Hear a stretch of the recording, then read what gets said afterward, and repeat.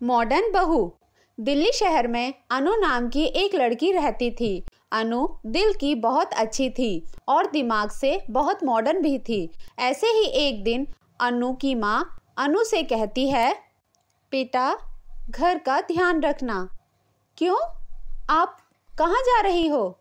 बाजार जा रही हूँ, घर का कुछ सामान खरीदना है। तेरे पापा से कहा था लेकिन वह कहाँ सुनते हैं मेरी।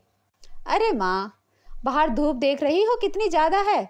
इतनी धूप में जाओगी तो तुम्हारा बीपी लो हो जाएगा। तुम बताओ तुम्हें क्या चाहिए, मैं अभी ऑनलाइन ऑर्डर कर देती हूँ। तू सही है, लोगों ने अगर चलना फिरना छोड़ दिया और यूं ही ऑनियन सामान मंगवाने लगे तो बाहर बाजार लगने ही बंद हो जाएंगे। माँ, ऑनियन नहीं, ऑनलाइन। हाँ, जो भी कहते हैं तेरी भाषा में। अनु अपनी माँ का सामान ऑनलाइन ऑर्डर करती है और कुछ ही देर में सारा सामान घर पर आ जाता है। अनु की माँ अनु को बहुत प्यार करती थी। ऐसे ही समय बीतता जाता है। अब अनु की माँ को अनु की शादी की चिंता होने लगी है, इसलिए वह अनु के लिए एक लड़का ढूंढती है जिसका नाम दिव्यांग था। कुछ ही दिनों बाद दिव्यांग और अनु की शादी हो जाती है। दिव्यांग के घर में उसकी माँ, एक बड़ा भाई और भाभी रहती थी। जब अनु शादी करके अपने ससुराल गई तो उसने देखा कि उसकी बड़ी जेठानी ने घूंघट कर रखा है। यह देख कर अनु थोड़ा हैरान हो गई। अपने रूम में जाने के बाद, हे भगवान, कितनी गर्मी है यहाँ। ऊपर से यह 5 मीटर की साड़ी, मैं इसे लपेटकर नहीं रह सकती। अनु साड़ी खोलकर जींस और टॉप पहन लेती है। थोड़ी ही देर बाद अनु की सास की कुछ सहेलियां अनु को देखने आती हैं। अनु जींस और टॉप पहनकर एक कुर्सी पर बैठी थी। उसको देखकर सभी औरतें कहने लगी, हाय राम, ये कैसी बहू है। मैंने तो पूरे मोहल्ले में ऐसी बहू कहीं देखी ही नहीं। तभी वहां खड़ी तीसरी औरत ने अनु की सास से कहा, राम राम गीता, यह तेरी बहू कैसी है? इसने तो तुम्हारी नाक ही कटवा दी। कपड़े तो देखो इसके।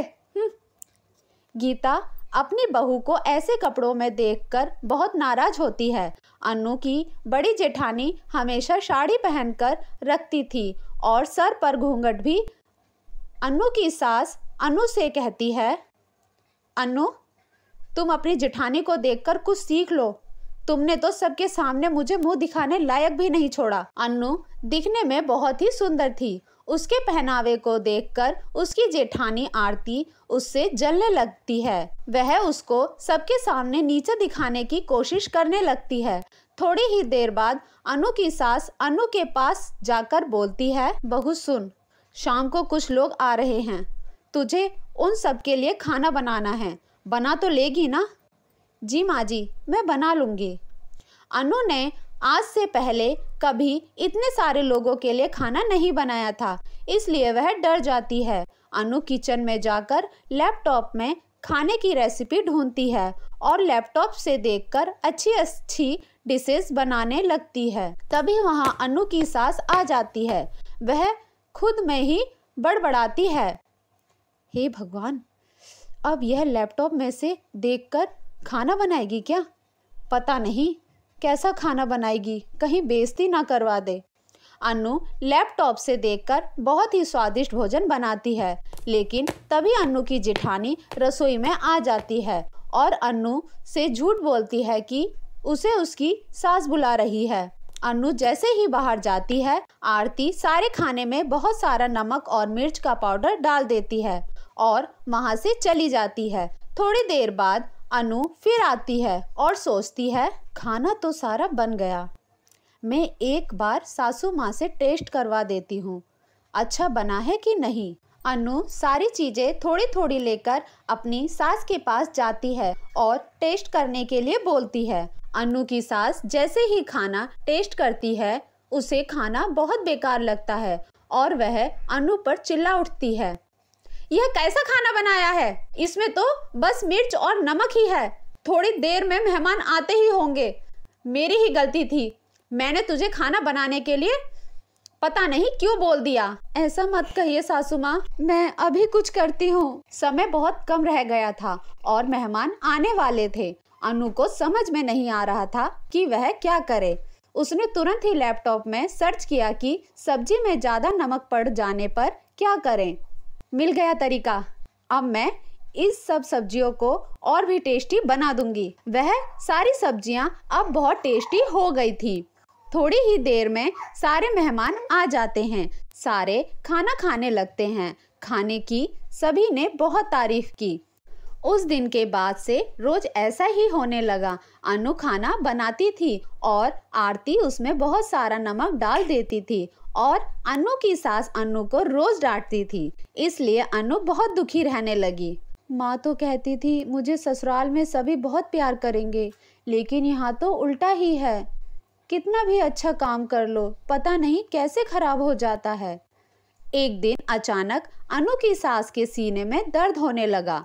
उसकी तबीयत बहुत ज्यादा खराब हो गई। घर के सारे मर्द काम पर गए हुए थे।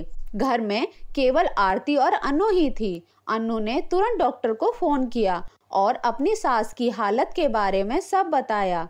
डॉक्टर ने कहा, अरे यह तो हार्ट अटैक के लक्षण लग रहे हैं, आप उन्हें जल्दी से हॉस्पिटल लेकर आइए, वरना उनकी जान भी जा सकती है। अनु डॉक्टर को ठीक है बोलकर फोन काट देती है। मैं अब क्या करूं? घर में तो कोई भी नहीं है और इस टाइम रिक्शा या गाड़ी मिलना बहुत ही मुश्किल है।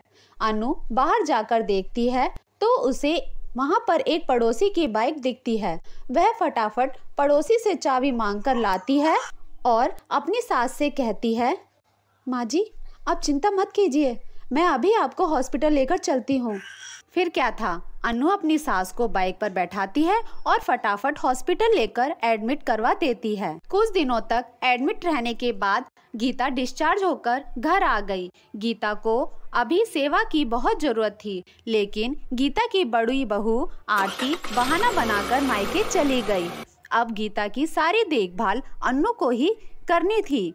अनु की सास बिस्तर पर लेटे लेटे बोर हो जाती थी तो अनु उन्हें अपने मोबाइल फोन में भजन लगाकर दे देती थी और जब भी हॉस्पिटल ले जाने की जरूरत पड़ती वह उन्हें बाइक पर बैठाकर ले जाया करती थी। यह सब देखकर गीता को ये एहसास हो गया कि संस्कार कपड़ों से नहीं दिखते, संस्कार तो मन में होता है। वह समझ जाती है कि आरती से ज्यादा अनु संस्कारी है। बेटा अनु, मुझे माफ़ कर दे, मैंने तुझे हमेशा तेरे कपड़ों को लेकर ताने ही दिए हैं। वैसे मैं तो तुझसे माफ़ी मांगने की भी हकदार नहीं हूँ, लेकिन एक माँ समझकर मुझे माफ़ कर दे बेटी। अनु की सास अनु से माफ़ी मांगती है। कुछ दिनों बाद आरती अपने ससुराल वापस आ जाती है तो फिर से वही हरकतें करती है जो वह पहले किया करती थी। अनु का काम खराब करने की कोशिशें करती है जिससे कि अनु को डांट पड़े, लेकिन इस बार ऐसा करते हुए उसकी सास उसे देख लेती है और वह आरती को बहुत डांटती है। सभी अनु को बहुत प्यार करने लगते हैं और सभी हंसी खुशी रहने लगते हैं।